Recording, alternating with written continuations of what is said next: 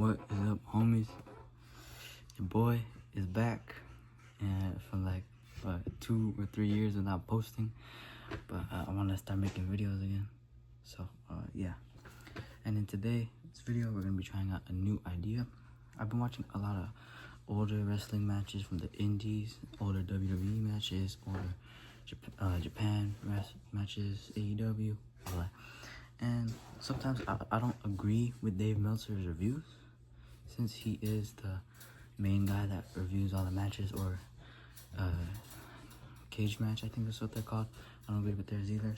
So I'm gonna be rating some matches that maybe Dave Meltzer doesn't rate or you can't find, and I'm gonna be giving my own ratings and personal reviews on them. So let's get to it.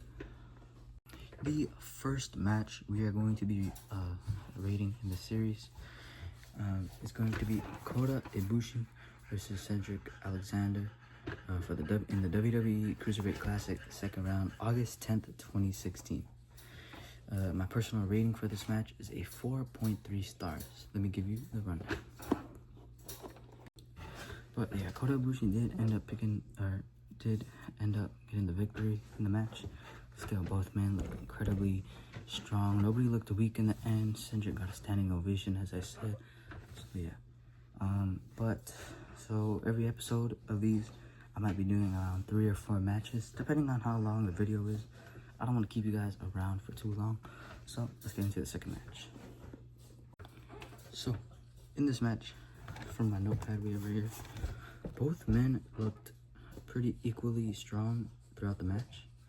They showcased great striking, high-flying ability, chain wrestling, and it was all in a 20-minute time limit.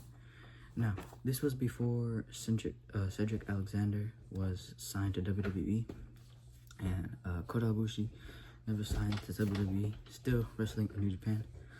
But so yeah, but this match was so incredibly great that after this match ended, Cedric Alexander got a standing ovation. Kota Ibushi too, but he got a standing ovation for his performance, and the crowd started chanting, "Please sign Cedric."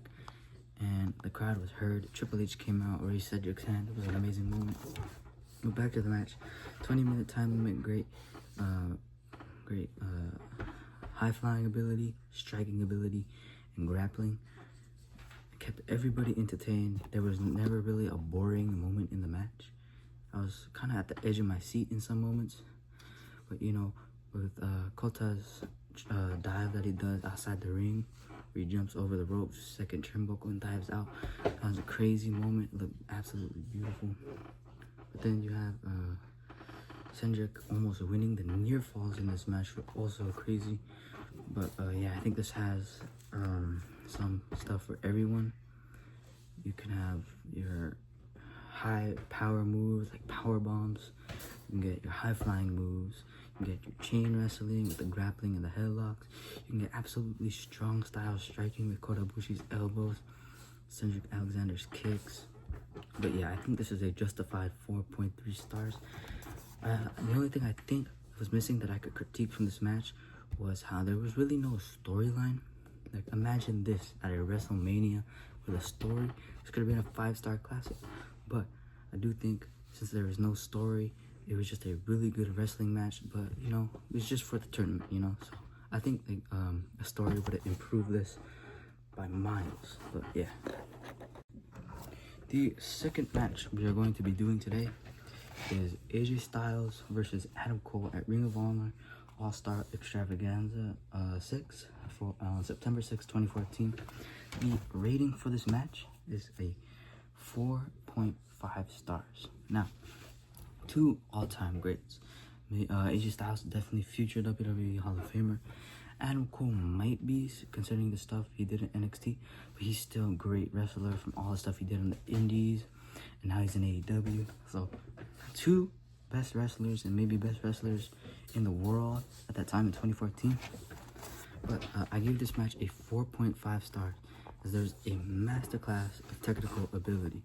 Maybe not on that level of like a Brett versus Shawn, but definitely up there. Now, for both stars, it was very slow pace, you know. Suitable if you like chain wrestling. Submission transition was also pretty obvious there. And then there was very much spurts of like action spurts of striking. And then there were some pretty high spots too. You know, like the one where Adam Cole hit the figure 4 leg lock on the post of the ring. But yeah, it was slow paced, but it was exciting, you know. So yeah, just a lot of striking spurts, and both men really emptied out their arsenal. Now, I do think that Adam Cole was mostly dominant in this match, but however, AJ Styles still picked up the win. But I do think both men still looked strong in defeat and in victory. The ending sequence was pretty cool, with Cole on top for the Panama Sunrise, and then AJ Styles, I believe, hit him with a Pele kick. I haven't watched this match in a while, maybe like a few weeks ago, so my memory is a little cloudy. But he hit him with a Pele kick. Adam Cole fell down. AJ Styles got on top of him and pinned him. And I think that was really clever. It showed that both men were exhausted. This was around like a 25-minute slow burn banger. Definitely recommend coming back to this match. I think Cage Match rated it like a 9.6. I couldn't find Dave Meltzer's ratings, but yeah, I do think this is 4.5 stars, almost a 5-star match. Only problem was sometimes it was a little like too slow. Sorry, don't mind my dog, he's breathing heavy right now. But it's very slow, and then I think Adam Cole botched the figure 4 leg lock on the post of the ring. So I did think that lowered the rating of this match, but the psychology work on this match was also pretty great. You had both men trash talking each other. When Adam Cole did the Fushigoroshi after AJ Styles, he said that he stole it from this move, but yeah, or stole it from him. But yeah, I definitely think that you should recheck out this match. You could watch it on YouTube. I think Ring of Honor has it posted up on their channel. And then I definitely recommend you go see Kota Ibushi and Cedric Alexander again. And then today we'll do one more match. Alright, now, so the last match we'll be doing today is going to be the Young Bucks and Kota Ibushi versus Bandido, Rey Mysterio, and Rey Fenix on September 1st, 2018 at the All-In pay-per-view. Now, this main event, I think, pioneered the start of AEW. So I do think that adds to the rating of this, but I still only rated it a 3.8 star. Let me break it down for you. Now, Lucha Libre is my favorite style of wrestling. As you can see, I got my Penta El Cero Miedo mask on right now. But Lucha is my favorite style. But I do think this match had some interesting spots that did not help the match in some ways. But they did have some high-flying spots. Started off with some technical work, right? Some technical work with I think it was one of the Young Bucks and either Mysterio or Fenix starting off. I don't remember. It's also been a long time since I watched this match. But they started off with some grappling and it instantly picked up the pace quick. They started diving over the top ropes. And then we got a showdown between Kota Ibushi and Rey Mysterio, which I also think was great. And the technical ability on this was pretty good. Non-stop action with great striking and high flying. Yeah, that was on my notes. All 6 wrestlers, I think, have great chemistry together. Kota Ibushi, Rey Mysterio, they gel well together. And the lucha style with the Young Bucks hard-hitting style.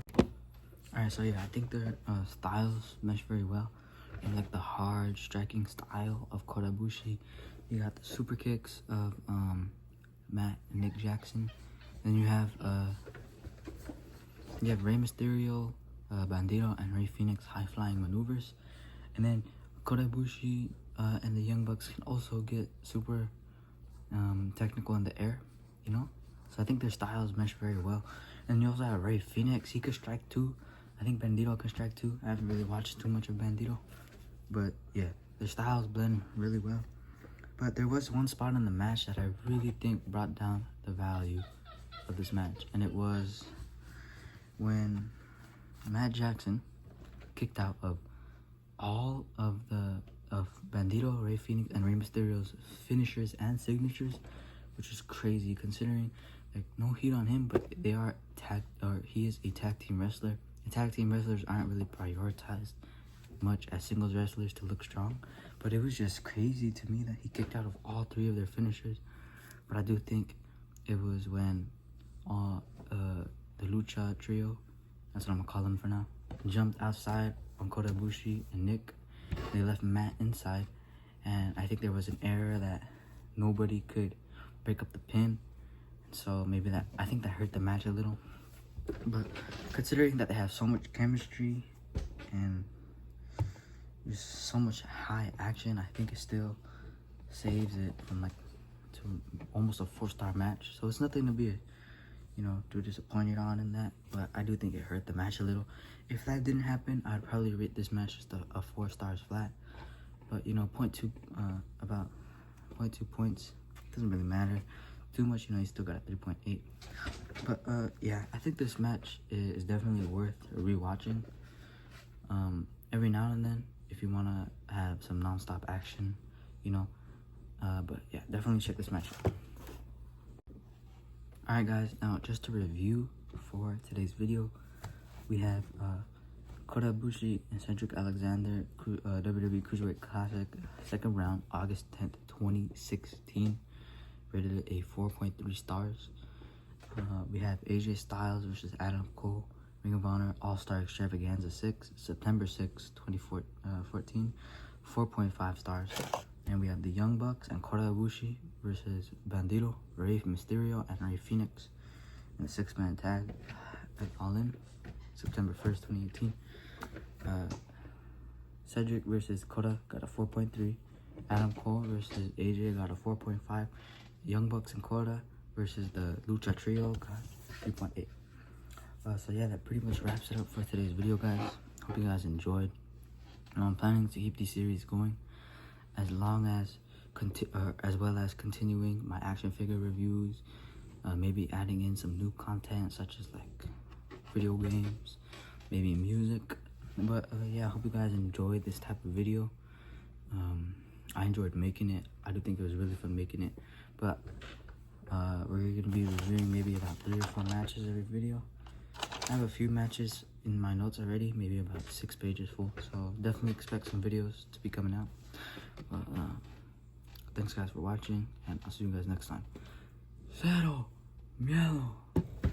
Peace out. By the way, this is just after WrestleMania, and I do hope that Penta does beat Dominic Mysterio for the Intercontinental title at maybe Backlash or the AAA WWE Worlds. But yeah, peace out guys.